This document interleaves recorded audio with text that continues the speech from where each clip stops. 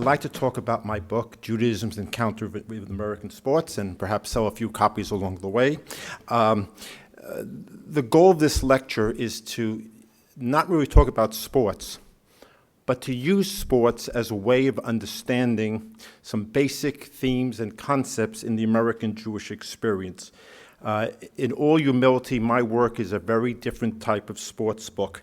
When most people think about Jewish books of sports, what comes to mind, of course, is one of the opening scenes in the 1980 movie Airplane, where a passenger asks a flight attendant for a very small book, and she comes up with great Jewish sports heroes.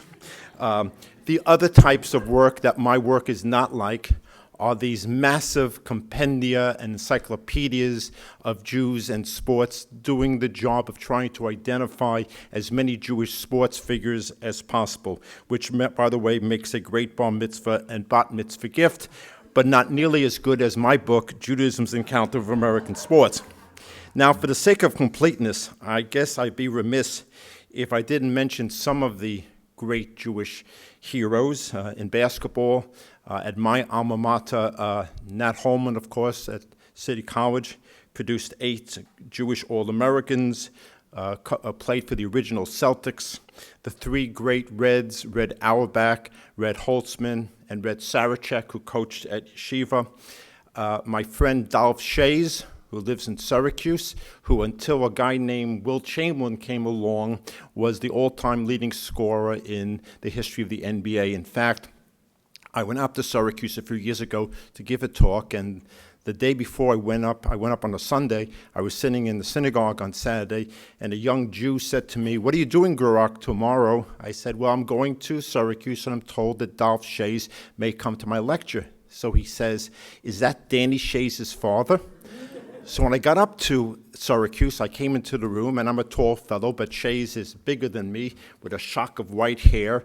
I walked over to him, and I immediately said, D-U-C-L-I-N-T-O-N, which is Clinton High School, where my dad went to high school. So that got me started with him. And when I got up to speak, I acknowledged his presence. I said, "Dolph, I just want you to know how you're being remembered today. You're being remembered as Danny Shays' father. And as a father and a grandfather, I think that's pretty cool."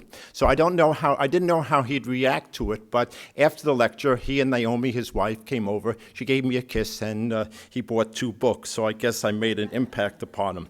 Basketball players, my day, Barry Kramer, Art Heyman, the last Jew to be the National Player of the Year in 1964, Ernie Grunfeld. In the spirit of blatant self-promotion, I was involved in a documentary movie called The First Basket, which chronicles the life and times of a Jewish basketball player named Ozzie Sheckman, who played for the Knicks in the beginning of the BAA.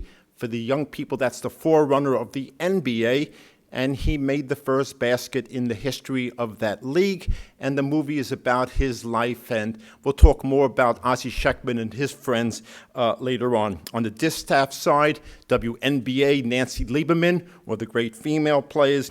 In baseball, Greenberg, Koufax, Bloomberg, Euclid, Green, Kaplis, Stern, Ausmus, Jason Marquis, Liebenthal, all Jews. This sounds like an Adam Sandler song, okay? There's so many Jewish baseball players. Figure skating, Sasha Cohen, Emily and Sarah Hughes. Boxing, 17 Jewish world champions in the 1920s. Track and field, Marty Glickman and Sam Stoller. We'll have much more to say about them later on. And one of my favorite people, Fred Lebow. No person did more in his time to bring the citizens of New York City together, and I can testify to that on the streets of New York every year when you have the New York City Marathon. So there are these compendia, these encyclopedias, which will tell you more than just a few names that I articulated a few moments ago. But I should warn you that these books are often rife with errors of inclusion. In their zeal to include as many Jews as possible, sometimes they bring Gentiles into the book, which leads to the following compelling personal story. When I went to City College in the 1960s, I played lacrosse. I'm old enough to have played lacrosse when they still used wooden sticks, and I was not a particularly good player.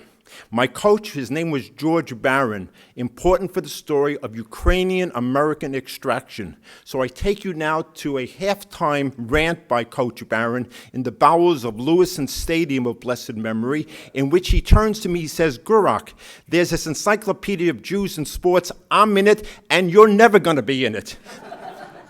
How did George Barron get into the book? He got into the book because the editors assumed that someone named George Barron, who went to City College in the 40s, where the school was all male and about 80 to 85% Jewish, had to be a Jew, and so he's included. So I guess, retrospectively, one of the ways that, and by the way, he was a first-team All-American goalkeeper. I think if I can psychoanalyze myself, one of the reasons I wrote this sports book was to get back at George Barron in a very Jewish way. Namely, if you can't get into a book about Jews and sports, write one, right? So that's one of the motivations in doing the book. But in greater seriousness, these types of books are reminiscent of the old style of American Jewish history books that were apologetic and filial-pietistic, what I call the quest for the Jewish Christopher Columbus, or the search for Chaim Solomon, or the enumeration by the Jewish war veterans of Jewish war dead. It reflected a certain degree of Jewish status insecurity. In other words, to be an American is to play sports.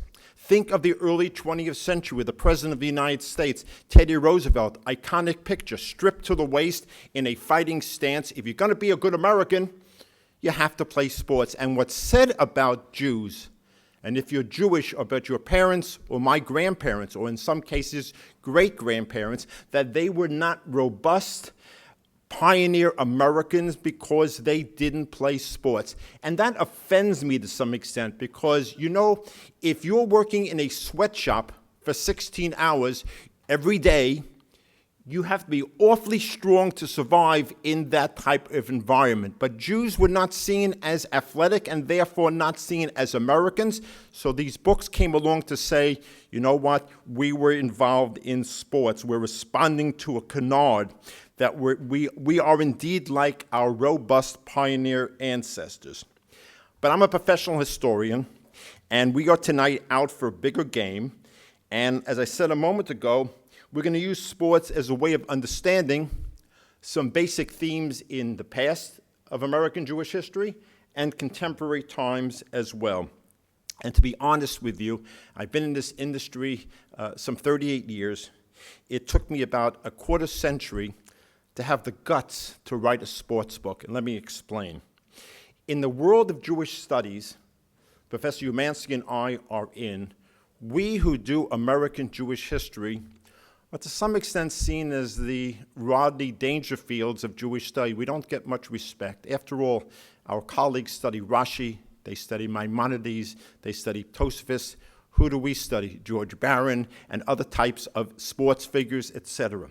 So when I started out in my studies and in my work, I always wanted to write a sports book, but so many people were dismissive of our field that I held off for a quarter century.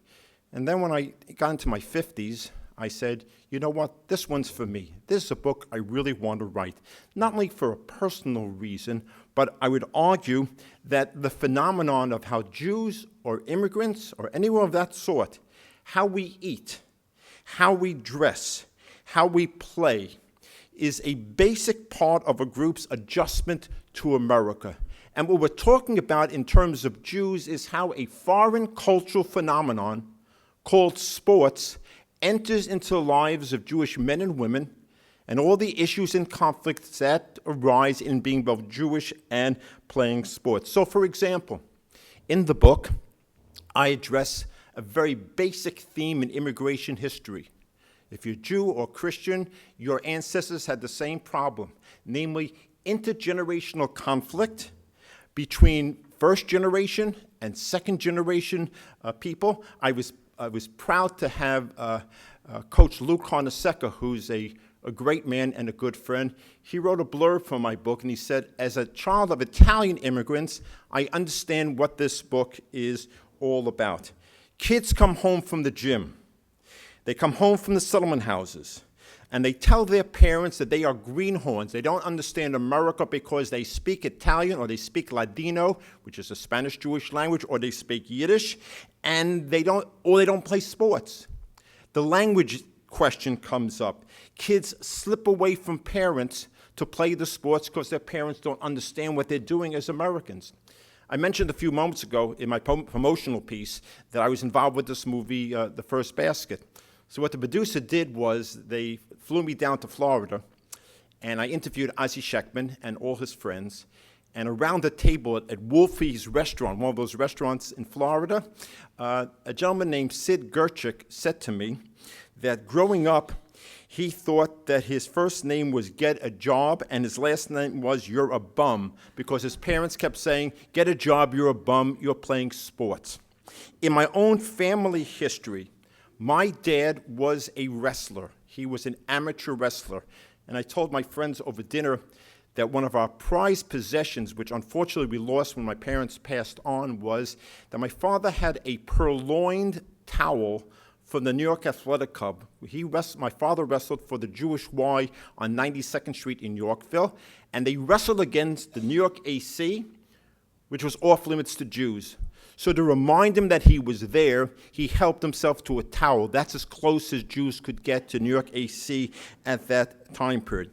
But if you look at the records of the 92nd Street Y and look for the name Jack Gurock, you won't find it, because he wrestled under an assumed name. He wrestled as Jack Austin because he didn't want his mother to know that he was becoming a bum and engaging in wrestling. Now, those of you who like wrestling today, there's a guy out there named Stone Cold Steve Austin. He's a professional wrestler. He is not a relative, I should point out to you. But again, is a sign of Americanization. The second generation is doing something that the first generation didn't understand and couldn't relate to. Now, in honesty, this is not the first time I've given a talk like this. A few years ago, I was in Pittsburgh, and during the question and answer, a tall, elderly gentleman stood up, and he told the following story, which had I known the story, I would have put it into the book, so it's in the lecture. He came from an Orthodox background. His father was an East European, Yiddish-speaking rabbi who ended up in Pittsburgh. This is the 1930s. At that point, there was no yeshiva, no day school for him to go to. So his family sent him to the public school, and he went to a good sports school named Taylor Alderdice High School. If you're a sports fan, Taylor Alderdice is still quite a good sports school. And he went out for a basketball team. Father didn't know that. He told his mother he was going out for the basketball team, with the understanding that the team practiced Tuesday and Friday, but he'd be home before sundown. So you know what happens. A game goes into triple overtime on Friday. He comes home late, and the Sabbath has begun. His father's very angry. To make the story even more robust, his father claimed he had a heart condition, okay? And his father excoriates his son. Finally, when Pop calms down, he turns to his son and says, "Oh, by the way, did you win?" And he made a very interesting point. This was the first sign that his father showed that he was becoming Americanized, because he cared about wins or losses, even though he came a little bit late when the Sabbath was starting earlier. Speaking of Judaism and sports along the religious realm, in the Jewish tradition, when we talk about men, the paradigmatic Jewish male is Yaakov, Jacob, my father Jack. Now, Jacob in Jewish tradition is, although he does have a sports incident, he wrestles with an angel. That is true, that is true, that is true. But he is said in Hebrew, Yoshev Ohalim, which in English means he sits by the tent. He's the sideline sitter. In Jewish culture, in Jewish tradition, his counterpart is Esau, Esav. And the Bible says Esav in Hebrew is Ish HaSadeh. In English, the man in the fields or of the fields. And if we were to gloss it with a midrashic overlay, we would say that Jewish tradition says that Esau is the star right fielder on steroids in Jewish tradition. Okay? So Jacob is sports. Jacob is sedentary. Esau is sports. And yet sports become very important to American Jews. So for rabbis of all denominations given the fact that young people, second-generation Jews and others, love sports, are being attracted to sports, how do you mediate between sports and Judaism? So how do you make this cultural phenomenon kosher in the United States? So there's a classic story that's been verified. In the early 20th century, the founder of the conservative movement was a rabbi and professor named Solomon Schechter. He was the head of the conservative movement. He was not the founder of the Solomon Schechter school system. He was a real, live, important, great scholar. The story goes that during the World Series, which is coming close, of course, today the World Series extends ad infinitum into November, he's walking with his prize student, Louis Finkelstein. Louis Finkelstein would later on, 25 years later, succeed Schechter as the president or chancellor of the Jewish Theological Seminary of America, which is the flagship institution of conservative Judaism. And it's during the World Series. And they walk past a newspaper stand, and Schechter turns to Finkelstein and says, "Can you play baseball?" The other version is, "Do you know about baseball? It doesn't make a difference." And Finkelstein, who was not a jock, said, "No." And Schechter said, "If you're going to be a rabbi in America, you better know about baseball, because you can hook them with baseball and get them to listen to the Torah message." So autobiographically, one of my several books was a history of the Orthodox synagogue in Charleston, South Carolina. My wife and I were down there for the 150th anniversary of that synagogue, and it was 2005. And the rabbi got up in the congregation. He said, "This is a wonderful moment for our synagogue. And we thank the Almighty that He sustained us in life and kept it to this day. We've just seen the Boston Red Sox upset the Yankees." Everybody laughed. But they hung around to hear the rest of the sermon. So one of the issues that arises for religious leaders, cross denominations, is getting people to come into the synagogue. Perhaps they come to play, but maybe you can get them to stay and pray. And Professor Umansky mentioned that one of my books is a book about Rabbi Mordechai M. Kaplan, the founder of the Reconstructionist movement. But beyond his Reconstructionist theology, he is the person who talks more than anybody else that God's house, it could be a synagogue, it can be a church, has many portals, and the goal of religion, of a religious leader, is to get the person into that sanctuary to encounter God. But you can enter that sanctuary through a variety of portals: the art room, the music room, the dance room, the library, the pool, or the gymnasium.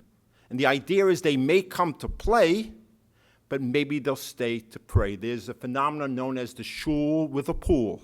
The idea is you come to play and you stay to pray. Now, one of the things that I interrogate in my book is to what extent those who come to play end up praying. And frankly, the jury is out on that one. In the 1920s, 30s, and 40s, in Brooklyn, for example, there was the Brooklyn Jewish Center and a variety of other Jewish center synagogues that had teams, and the idea was to get them to come to services. So I interviewed some of those former players. I said, "Did you ever go to services?" And one of the fellows said, "No, I did my thing for the Jewish people when we played against the CYO and beat them." Okay? So sometimes you come to play and you only stay to play. We're not sure whether it works or not. But this is one of the dynamics of religious life, using the secular, there's nothing more secular than sports, to promote the religious. As far as this conflict between parents and kids is concerned, probably the most famous Yiddish writer on the Lower East Side in the early 20th century was Abraham Kahan. He was the editor of the Jewish Daily Forward. He was known as he was the original Dear Abbeys or Ann Landers, writing letters to the editor. Well, one of the things that Kahan is credited with, very seriously, is mediating America for the immigrants and their children. Did you know then that in April 1909, On the front page of the Forward, the Forward, there was a schematic diagram of a baseball diamond designed to explain to immigrants what this crazy game of baseball is all about. And in a Bintel brief, that's the column, letters to the editor, there actually are some sports questions. One of them is almost contemporaneous in its impact. A Jew writes to Kahan, sort of like a Jew in Eastern Europe would have written to his rabbi and says, my son is crazy about baseball. Is it okay? Is it healthy? Is it wise for a Jewish boy to play baseball in America? And Kahan writes back that in the best of all possible worlds, chess is preferred, but baseball is a good game. It'll make him strong. It'll make him an American. Let him play baseball. But he does say, and he's way ahead of his time, that he has some doubts about football because you can get grievously injured playing football. Little did he know that's one of the issues, not as far as the Jewish community is concerned, but a contemporary issue as well. So this is one piece of the story about using sports to understand immigrants, their children, religiosity, and the falling away from religious life. And we'll say more about it in a moment. But I want to move on and talk about the question of acceptance of Jews in America and where we are today and where we were in the past as an immigrant group, as a minority group in the United States. And to do this, I'd like to begin by mentioning an axiomatic statement that a professor of mine who is African American made when I studied with him at Columbia in the 1970s. His name was Professor Nathan I. Huggins, who did work on the Harlem Renaissance and other things. He used to say that for minority groups, wars and sports are community-defining situations. Namely, if you want to know how accepted a group is in a minority group in society, look to see whether they're allowed to fight and allowed to play for their home society. Now, Huggins, of course, looking at the African-American experience, was thinking, of course, of Jack Roosevelt Robinson, who's allowed to play on national pastime a year and a half before Harry S. Truman desegregates the armed forces. Wars and sports defined community. For Jews in America, thank God we've done much better than African Americans, but some of these themes apply to us as well. The first metaphor is the experience of the Jews in the past and present with the Olympic Games. And some of you know where I'm going with this.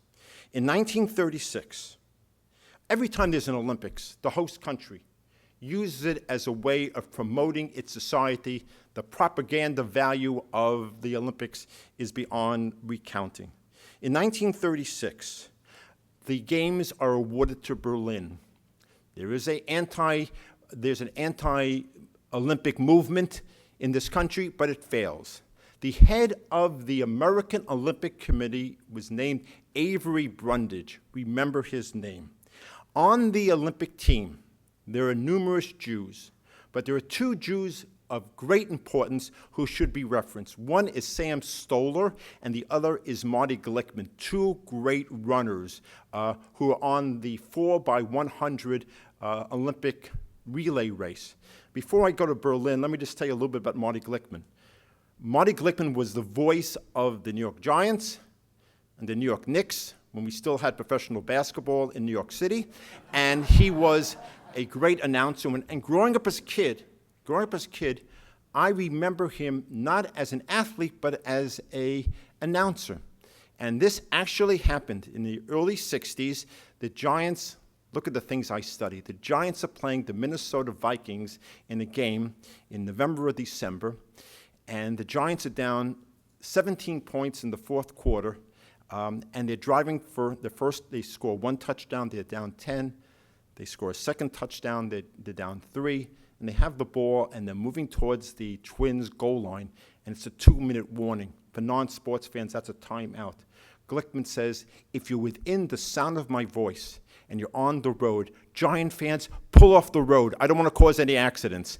And a friend of mine who was on the Sawmill River Parkway actually saw cars pulling off the road. That's Marty Glickman. But He's a very important figure in terms of Jewish history because Avery Brundage and others on the U.S. Olympic Committee don't want to embarrass Adolf Hitler by having these two Jews run in one of the signature events of the 36 games.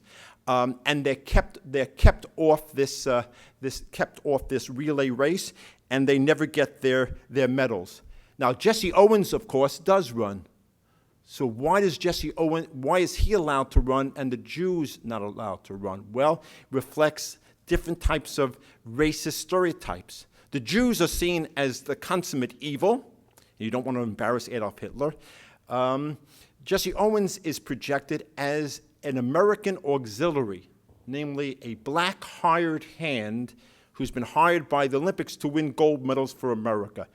And truth be told, after he wins his many gold medals and comes back to New York, there's a victory celebration at the Waldorf Astoria, and he's part of that celebration, except he has to go up the back service elevator to get to the main ballroom. Wars and sports defined community. And ladies and gentlemen, you know where I'm going, because 36 years later, the games return to Germany. They go not to Berlin, they go to Munich. And as evidence of where Israel stands in the world community then and now, you know that 11 Israeli athletes are murdered by Palestinian terrorists, and Avery Brundage is still around. He's now head of the IOC. And after a one-day memorial where the murder of these Jews is conflated with other, quote, political manifestations that are undermining the pristine games, the games go on as usual. And did you know the last Olympic Games, an Iranian athlete was paid $25,000 by his government for refusing to compete against an Israeli athlete. And the last time that the Olympics were held, it was the 40th anniversary of the murder of these these Jewish athletes, and the Olympic Committee was petitioned to have a memorial, and they refused. And a good Jew named Bob Costas, who's not a Jew, was one of the only people when the Israeli team marched in, he personally said, I want everyone to remember what happened 40 years ago. If you want to understand where Israel was and is in the mind of America, look at this phenomenon. And purely from a sports perspective, if you follow football or soccer, Israel in the World Cup is situated in a European bracket, even though geographically Israel is in Asia, because the Arab countries won't play against the Jewish state. Wars and sports define society. Second example, which was advertised here as part of this presentation. Look at the stories of Hank Greenberg as opposed to Sandy Koufax.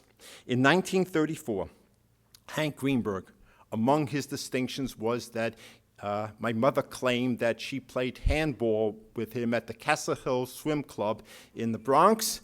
Again, I have very good athletic genes. As almost every year, the World Series and the Jewish holidays fall together, okay? And the question is whether Greenberg will play on Rosh Hashanah, the Jewish New Year, or Yom Kippur. Greenberg doesn't know what to do. He's told by his manager, Mickey Cochran, that you have an obligation to your city to play against the evil empire, to play against the Yankees. Community-defining situation, he's pressured to play. He doesn't know what to do. He goes and sees Rabbi Leo Franklin, a Reform rabbi, who a decade earlier had gone one-on-one against the notorious anti-Semite Henry Ford, asking him what he should do.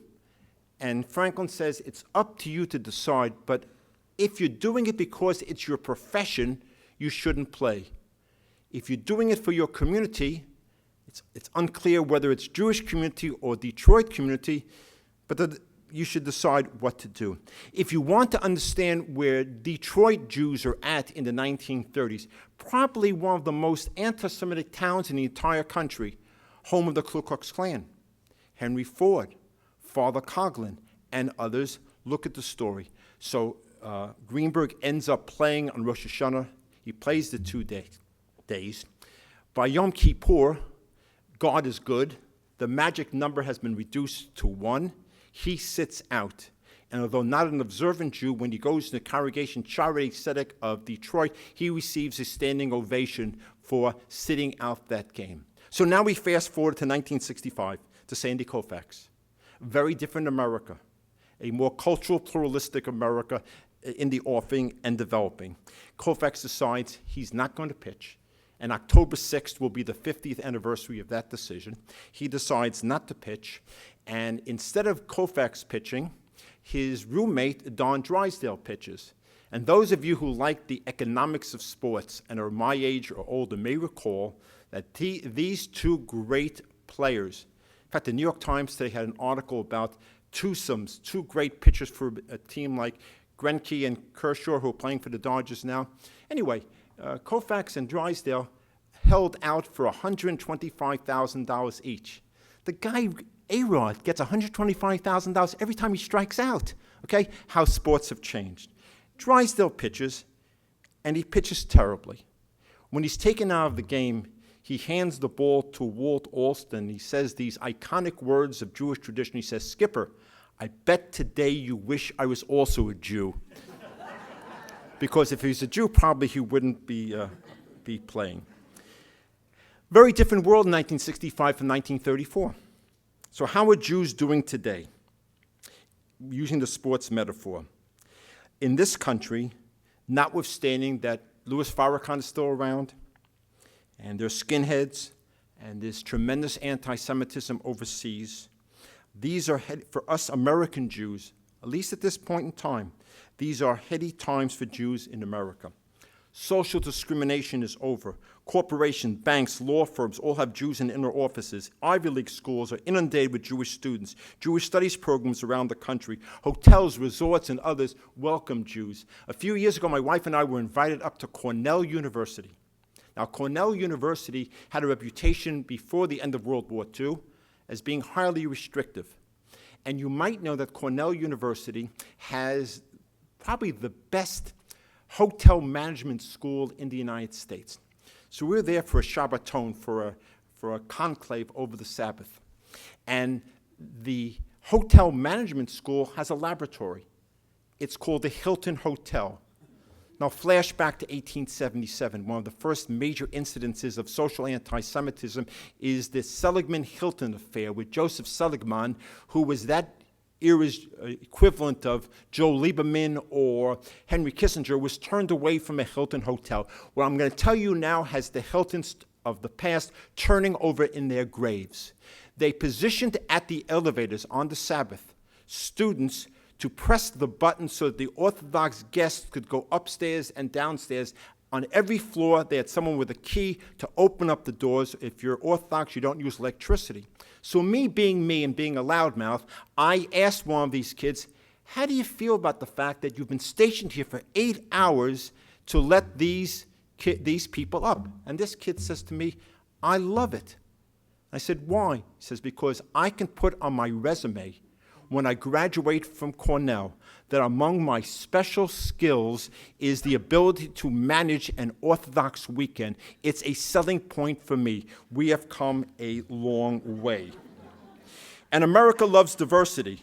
Being a Democrat, I can say that you can have it all without abandoning religious identity, because one of my students at Stern College for Women has a father named Joseph Lieberman, who almost became Vice President of the United States, an observant Jew.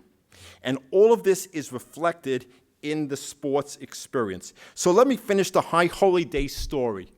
Right? Everyone talks about 34, and then they talk about 65. Let me go to 1968.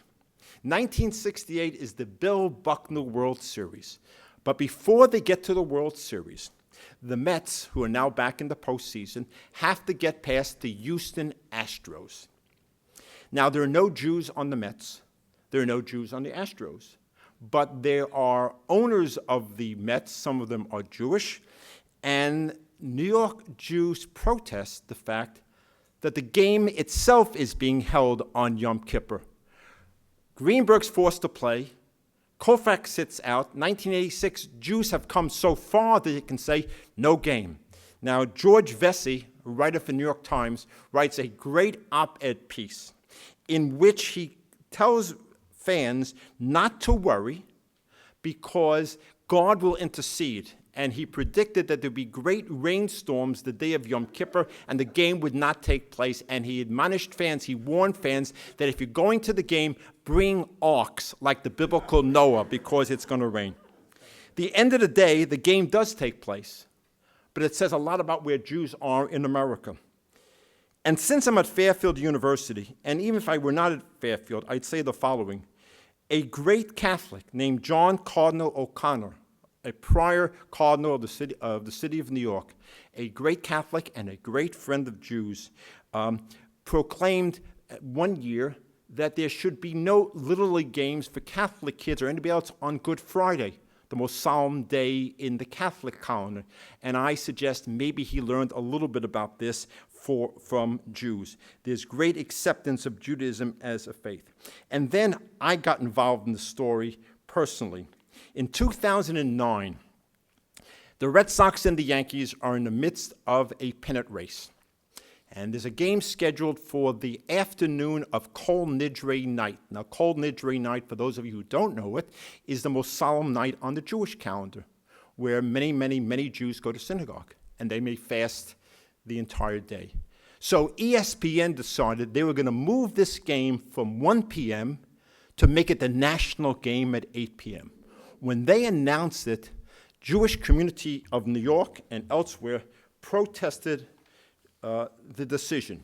I got a call from Yeshiva University's publicity office saying, Gurock, you have to write an op-ed piece chastising ESPN for doing it. Now, being a wordsmith, I quickly dashed off my anger about what's going on. And about an hour later, ESPN folded. Now, the people who saw my note on why Yeshiva University's website, maybe 2 or 3 people saw it. But ESPN folded, and I walked around the university giving everybody high fives because I did it.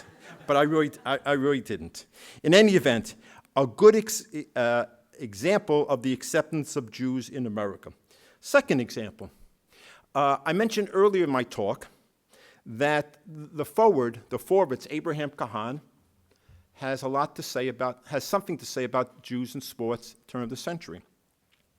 In the late 20th century, an Orthodox Jew named Sam Genauer from Seattle came to a Yankee game, and he had a decision to make.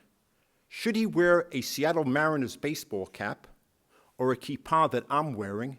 And he raised the question, which one of these two symbols would get him in more trouble with the bleacher creatures in the right field bleachers? At the end of the day, he decides that he's more of a Jew than a Seattle Mariners fan, and he wears a kippah. And he writes in this op-ed piece that he sat in blissful anonymity for 9 innings. Nobody referred to his yarmulke as a Yamaha. Nobody bothered him. But he noticed a young boy wearing a Seattle Mariners a hat a few rows up front, people throwing beer and peanuts at him. And he said, as long as you root for the home team, you can sit in blissful anonymity, and if he were hungry, he could go up the right field line and get his brewski, his beer, and a kosher hot dog. And in fact, in many stadiums around the country, you can do that. And it's not because love of Jews, it's consumerism. In Milwaukee, they have a bratwurst night. In San Francisco, they have a sushi night.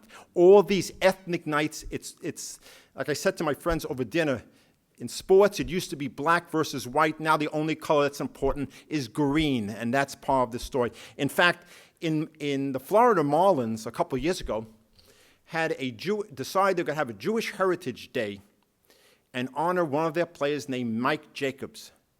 And they were going to do it until they found out that Mike Jacobs happened to be a Christian. So they didn't go in that direction. There is an ongoing debate right now among the rabbis of Baltimore, Orthodox rabbis of Baltimore as opposed to Miami, over which one of these communities is more respected by their respective baseball teams.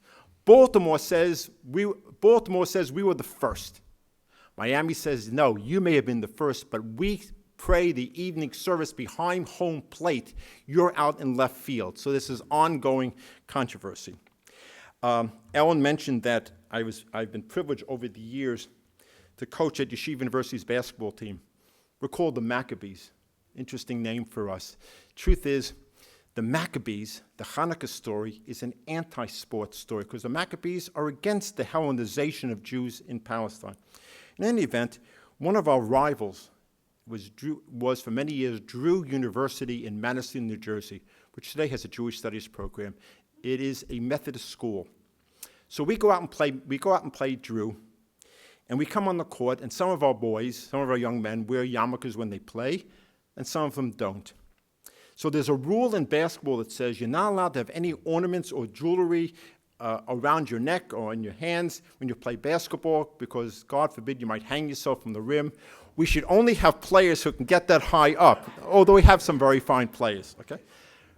But there is an oral tradition that says that yeshiva players can wear their kippot. So we walk on the court, and the referee comes out, one of the referees, and says, they got to take those yarmulkes off. So we, the coaches, say, fine, we're going back to Washington Heights. We'll be damned, I mean literally, if we're going to tell our kids to take off the yarmulkes. The Drew coach says to the referee, what are you talking about? They've been wearing these yarmulkes for 30 years. Now, we've been wearing yarmulkes more than 30 years. We've been playing Drew for 30 years. Referee is adamant, we got to play with no yarmulkes. Finally, arm in arm, the coaches and the referees go in the back room, and we get on the phone, and we call the supervisor of officials for the entire East Coast. His name was Scotty Whitelaw. If you know Yiddish, he's nicht einer from Unzera, which means he's not a Jew. And Scotty Whitelaw get the referee on the phone. He says, you dirty so-and-so. They've been wearing those things for 30 years. Let them play the darn game. So kids wear the yarmulkes, they go out and they play against Drew. We lose by 29 points. On the way back to Washington Heights, one of the kids walks up to the head coach and says, you know, coach, we should have gotten out of town while we had a chance. But you know what? He was wrong because we made a very important statement about being Jewish, and the NCAA supports us. And it's not a Jewish story. Mormons have a Sabbath like Jews have a Sabbath. And Mormons are better basketball players than we are. You may recall, if you're sports fans, that a few years ago, the NCAA almost made a big boo-boo when they scheduled the Brigham Young team, and they have a Y on their baseball caps as well, for a game on Sunday. Now, fortunately for the NCAA, Brigham Young got knocked out on Thursday or Friday, so it was not an issue. But the NCAA has a rule that says that you submit a form before the season on what days you are not allowed to play. It's not a reflection of anything about Jews. It's a reflection of cultural pluralism in America. Two more stories. There's a young man who now must be a college graduate, about whom I've been talking for 10 years. His name is Micah Golsharazian. He came from Worcester, Massachusetts. He was on the 2002 Little League World Series team from Worcester. He came from a very observant, conservative Jewish family. And they're in the Little League World Series, and the game's on Saturday afternoon. He decides he's not going to play until sundown. The Jewish calendar, the day begins and ends at nightfall. So he comes to he and his family get a hotel room near the stadium. They walk to the stadium. He sits in a dugout and waits until it gets dark. But that's not the story. ESPN got so enamored with this tale that they projected a countdown clock on the screen, and then he got into the game. He didn't do much as a player, but it says a lot about cultural pluralism and acceptance of Jews. And if you think this is just a New York Jew talking about a New York experience, let me take you to Iowa, of all places. Iowa City, Iowa. Okay? You know that Friday night in Iowa, in Texas, in Pennsylvania, in Ohio, maybe in Connecticut, is Friday Night Lights. And Friday Night Lights are not Shabbos candles. It's high school football night. Well, in this case, it's Des Moines, Iowa. This is 2006. A young man who's on a team in Des Moines, Iowa, named Ben Fuller, petitions the school board to have the game. He's got a game on Rosh Hashanah night, the first night of the new year, which is a Friday night, with the assistance of his rabbi, Rabbi David Kaufman, Reform rabbi in Des Moines. They petitioned the school board. The school board considers it, and they decide to move the game away from that holy Jewish day. And to make the story even better, when the Des Moines Register had this article, they had a sidebar explaining what Rosh Hashanah was all about. It says a lot about acceptance of Jews or of Judaism in the United States. And finally, there's the case of Dimitri Salita. I talked about 14 Jewish world boxing champions. I've met Dimitri Salita. We did a program together. He became an Orthodox Jew. He comes from the Ukraine, and he will not fight on the Jewish Sabbath. Now, structurally speaking, as a fighter, you can determine when you want to fight. You don't have to fight on Friday. So he had this bizarre scene in Sin City, Las Vegas, at the Mandalay Bay Hotel. Before he went out to fight, you have a situation where they had a Havdalah ceremony. Havdalah ceremony is the ceremony that Jews do who are observant to separate the Sabbath from the week. And then he went out and fought his fight. His trainer, old-timer Jimmy O'Farrell, was very confused about his eating habits, which were all kosher. And to quote Rabbi O'Farrell, quote, "Why do you need to eat food off a certain kind of plate? Why meat don't go along with cream? Everybody eats it. It's going the same place when it comes out, and in New York, it's all going into the Hudson River." Dimitri Salita, who's now a promoter, was good stuff for Bob Arum, also a Jew, who promoted the fact that he was Jewish and also a fighter. So, if all this is the case, now is a great time for Jewish celebration. We're doing quite well in America, at least this time period. But it's also a moment in time, if you're Jewish, for what my colleagues have called a seventh inning fetch, a seventh inning stretch. But the issue for American Jews today, again, I'm not talking about the problems of our people overseas or in Eretz Israel, is that American decency, rather than American bias, challenges American Jews. And we see it's a community where Jews easily drift away, fall away from Judaism. Intermarriage is rampant. And whereas the American population in many instances is very religious, American Jews are not. And we see this in the sports experience as well, what I call the cult of Little League. Jewish kids do not want to be left out. And I spoke to some rabbis about this problem, two New Englanders. One is the very famous Harold Kushner, who I don't like because he sells far more books than I do. Harold Kushner wrote to me. Now, I really love Harold Kushner's work. He said, he preaches at Hanukkah that maybe the Maccabees lost the war. Remember, the original story of Hanukkah, the story of Hanukkah is the Maccabees are opposed to the fact that as this is the first Judaism's encounter with the outside world, in trying to be good Greeks, are engaged in Greek sports. He says the gymnasium has triumphed over the synagogue, and our kids are opting for Little League and youth soccer over synagogue service and religious school. And then I spoke to Moshe Waldux, Rabbi Moshe Waldux, who's the editor of the great Jewish book of humor. And he said that, and this is not very humorous, that the first day of religious school, he calls in all the parents, and he says, I want to see by a show of hands, how many of you parents want your children to be professional soccer players? So a few hands go up somewhat jovially. He says, if that's the case, move to Romania. Then he asks them, how many of you want your kids to be Jewish? And all the hands go up. He said, and yet youth soccer and Little League baseball, remember, generations earlier, the kids snuck away from their parents. Contemporary times, the parents are unindictable or indictable co-conspirators. And if you think this is only a reform and conservative story and not an orthodox story, you're kidding yourself, because the phenomenon of sports, its primacy in terms of Jewish life, is so robust in many, many situations. Now, in some communities, like where I live, or in Boston, they have a phenomenon called a kosher little league that games are not on the Sabbath, on Sunday, and not on Jewish holidays.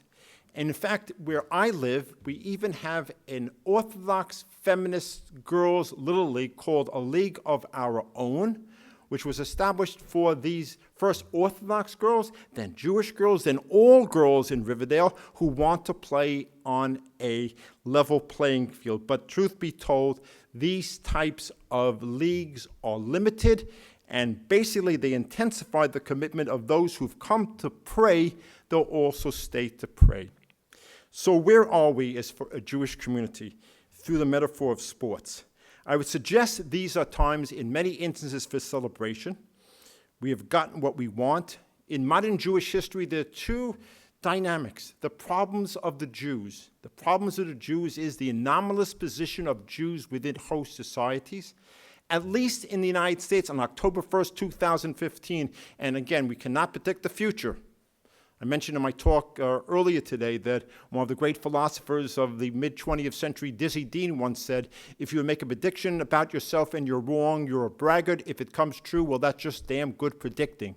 Okay, so we've gotten what we've wanted. The problems of Jews have been solved, but as Mordechai Kaplan taught us, the problems of Judaism continue.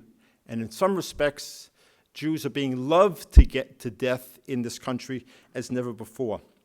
Now, early in my talk, I mentioned George Barron, the Ukrainian-American lacrosse coach who influenced me. Well, there was another Barron who influenced me. His name was pronounced a little bit differently. It was Baron. Salo W. Baron was the greatest, most influential Jewish historian of the 20th century. And among his many books and articles, he edited a volume called Steeled, S-T-E-E-L-E-D, Steeled by Adversity. And when asked, why is a book about American Jews called, what is the adversity of American Jewish life? And Baron responded, it is the adversity of freedom. How do we respond? How do we, if you're Jewish, live this type of life in a society that's basically accepting us? How do we live in a free, robust community experience in a free society? And that's the dilemma of Judaism's encounter with American sports. Thank you very much.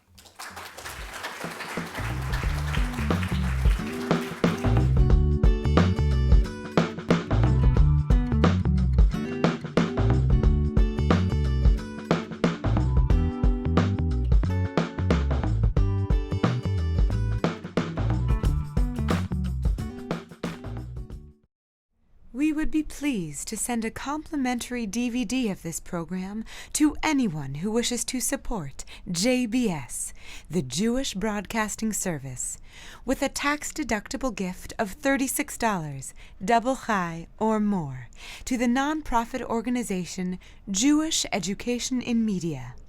Simply visit the JBS homepage and click on the Donate button to make a donation by PayPal or your credit card. And please indicate the program for which you would like a DVD. Or you can send your tax-deductible check made out to Jim, Post Office Box 180, Riverdale Station, Bronx, New York 10471. And again, please remember to indicate which program you would like to receive with our compliments.